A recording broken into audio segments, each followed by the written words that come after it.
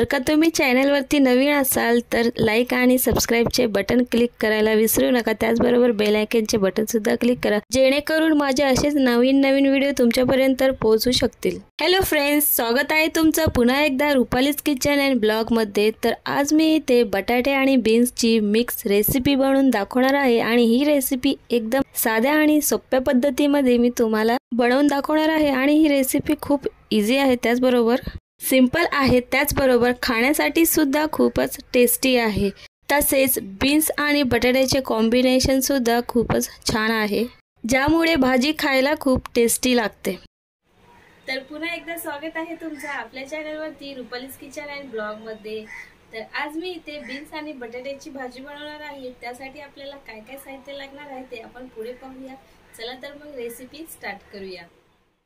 सर्वात आधी मी इथे 4 बटाटे घेतले आहेत, त्यांना स्वच्छ धुवून घेतलं आणि त्याची साल काढून घेतली आहे आणि त्याचे छोट्या आकारामध्ये कट करून घेतले आणि ते एका टोपामध्ये शिजायला घातले आहे आणि त्यामध्ये अर्धा चमचा मीठ सुद्धा घातलं आहे।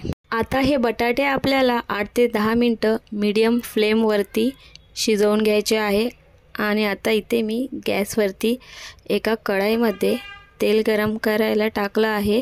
इथे मी 2 चमचा गोड तेल घेतला आहे, त्यामध्ये 1 चमचा जिरे घातले आहे। त्यात तडतड आवाज येईपर्यंत आपल्याला फ्राय करून घ्यायचा आहे।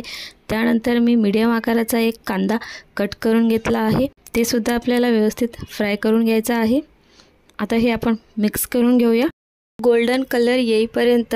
तर पहा, याला आता गोल्डन कलर आला आहे हलकासा। त्यामध्ये मी 7 ते 8 हिरव्या मिरच्या कट करून घेतल्या आहे, ते आपल्याला व्यवस्थित मिक्स करायचं आहे। तुम्हाला हवं तर मिरचीचे प्रमाण तुम्ही कमी सुद्धा करू शकता। त्यानंतर इथे मी मीडियम आकाराचा एक टमाटर बारीक कट करून घेतला आहे, ते सुद्धा आपल्याला मिक्स करून घ्यायचं आहे।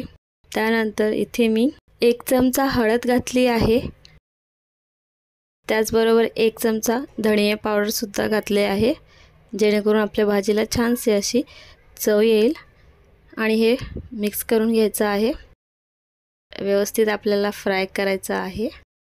मसाला नीट भाजून घ्यायचा आहे। आता मी याच्यामध्ये अर्धा चमचा मीठ घालते आहे।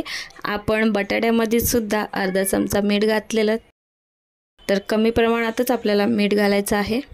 मिक्स करून घ्यायचं आहे। त्यानंतर ह्याच्यामध्ये आता मी कट केलेले बीन्स टाकणार आहे। इथे मी पाव किलो बीन्सच्या शेंगा घेतलेल्या आणि ते स्वच्छ धुवून घेतले आहे आणि त्याचे मीडियम आकारामध्ये कट करून घेतले आहे। तर आता हे मी कढईमध्ये टाकून मिक्स करून घेणार आहे आणि 2 ते 3 मिनिट आपल्याला हे झाकण ठेवून शिजवून घ्यायचं आहे असंच। त्यामध्ये पाणी बिलकुल नाही टाकायचं आहे, नाहीतर आपल्या शेंगाला चांगली चव येणार नाही। ह्या गोष्टीची काळजी ठेवायची आहे। तर पहा, इथे आपल्या शेंगा मिक्स करून झाल्या आहे। आता आपल्याला ह्यावरती झाकण ठेवायचं आहे आणि 2 ते 3 मिनिट शिजू द्यायचं आहे। तर आता इथे मी भाजीचे झाकण काढून बघते आहे, हे आपण 3 मिनिट शिजू दिलेलं। तर हे फिरवून बघायचं आहे। पहा, याला आपोआप पाणी सुटलं आहे। आता हे मिक्स करून व्यवस्थित घ्यायचं आहे आपल्याला। त्यानंतर यामध्ये मी उकळलेले बटाटे सुद्धा टाकणार आहे आणि ते मिक्स करून घ्यायचे आहेत।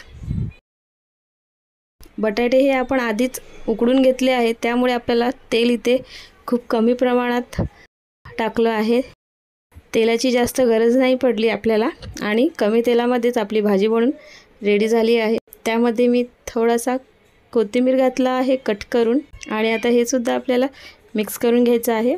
तर पहा, इथे बटाटे आणि बीन्सची किती छानपैकी सुकी भाजी बनवून रेडी झाली आहे।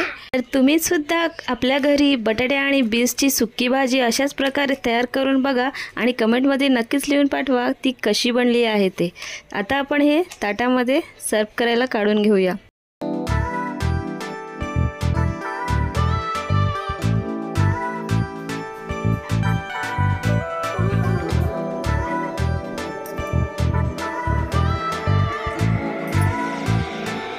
तर पहा, किती छानपैकी भाजी बनवून आपली रेडी झाली आहे।